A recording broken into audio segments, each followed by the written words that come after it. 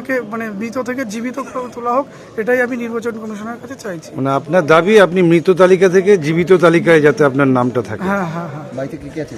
মা আছে, আমার মা। যাবে? হ্যাঁ। আপনার নাম কি? আমার নাম দীপক সূত্রধর। কোথায় বাড়ি আপনার? আমার প্রাচীন মায়াপুর, নবদ্বীপ। নবদ্বীপে। আচ্ছা, কত নম্বর ওয়ার্ড পড়ছে ওটা? আমার 21 নম্বর ওয়ার্ড পড়ছে। 21 নম্বর ওয়ার্ড। আচ্ছা, খসড়া তালিকায় আপনার নাম উঠেছে? খসড়া তালিকা আমার নাম আসেনি। তাহলে কোথায় রয়েছে আপনার নাম? মানে ডেট লিস্ট যেটা বেরিয়েছে ওই ডেট লিস্টে আমার নাম রয়েছে। মানে মৃত তালিকায় আপনার নাম রয়েছে, আপনি বেঁচে আছেন? অবশ্যই, হ্যাঁ বেঁচে আছি। তাহলে আপনি যখন দেখলেন আপনি মৃত তালিকায়, তখন আপনি কি করলেন?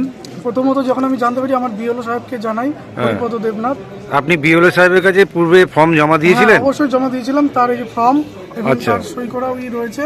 আচ্ছা, ঠিক আছে। তো আচ্ছা। তিনি বললো যে তো এটা কোনো ব্যাপার না। আপনার বিএলও সাহেবের নাম কি? হরিপদ দেবনাথ। আচ্ছা, তারপর? তো আমি তাকে জানাই, তো বললো ওটা কোনো ব্যাপার না, হয়তো হয়েছে তো এটা নাম উঠে যাবে। আচ্ছা, ঠিক আছে।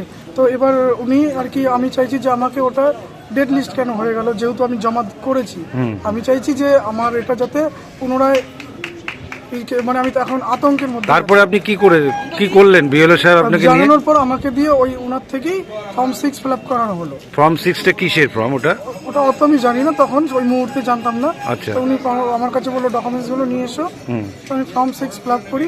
পরে আমি একবার ডিএম সাহেবকেও মেল করি। আচ্ছা, তো উনি আমাকে যেটা জানালেন, ডিএম সাহেবকে মেল করার পর আমাকে 1 তারিখ না ক তারিখে ফোন করলেন।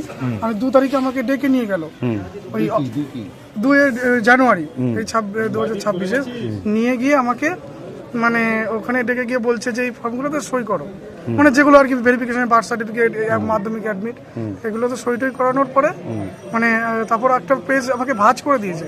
তো আমি বলছি যে এটা কি আছে, আমি একটু পড়ি। তো তখন আমি দেখছি ওখানে লেখা হয়েছে আমি অ্যাবসেন্ট ছিলাম, আমার মানে ভোটার তালিকায় এই নাম এই, তো ওখানে অ্যাবসেন্ট থাকায় যাতে আমার ডেড লিস্টে আসে। তো আমি ওটা সই করতে প্রথমে চাইনি, যে আমি এটা কেন সই করবো, বললে পরে আমরা কারেকশন করে নেবো, তোমাকে সই করো। তো আমি সই করতে জানি, একজন পাশে থেকে একজন স্যার এসে বলেন তোমাকে সই করতে বলা আছে, তুমি সই করো। তো আমি যাই হোক সই করে বেরিয়ে চলে আসি। এটা কোথায় হয়েছে? এটা বিডিও অফিসে হয়েছে।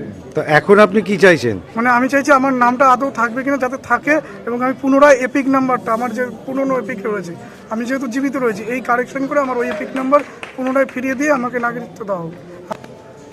মৃত থেকেই আমাকে মানে মৃত থেকে জীবিত তোলা হোক, এটাই আমি নির্বাচন কমিশনের কাছে চাইছি। মানে আপনার দাবি আপনি মৃত তালিকা থেকে জীবিত তালিকায় যাতে আপনার নামটা থাকে। হ্যাঁ হ্যাঁ হ্যাঁ। বাড়িতে কি আছে?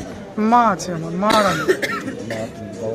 বাবা মা। আপনি কি করেন? মায়ের নাম ঝর্ণা সূত্র। আমি সিমের কাজ করি, মানে সিম যে অ্যাক্টিভিটি হয়, টোটো অ্যাক্টিভিটি করি। ঠিক আছে।